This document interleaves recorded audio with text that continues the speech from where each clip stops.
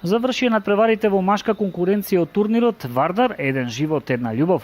Ракометниот клуб од Делчево го освои одличното 4-то место во конкуренција на 12 екипи. Екипата беше поразена од тимот на Преспа Вардар со резултат 15-13.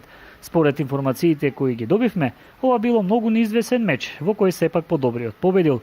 Стручниот штаб и честита на екипата за залагањата на овој надпревар и е задоволна од успехот бидејќи ова беше убедливо најмладата екипа на зимскиот турнир Вардар еден живот една љубов со само еден играч роден 2002, а дури четворица 2004. Турнирот денес продолжува со надпреварите во женска конкуренција, при што екипата од Делчево го брани златото за ракометарки родени генерацијски 2000-2001 и 2002-2003 ракометарки кои минатата година го освоија третото место.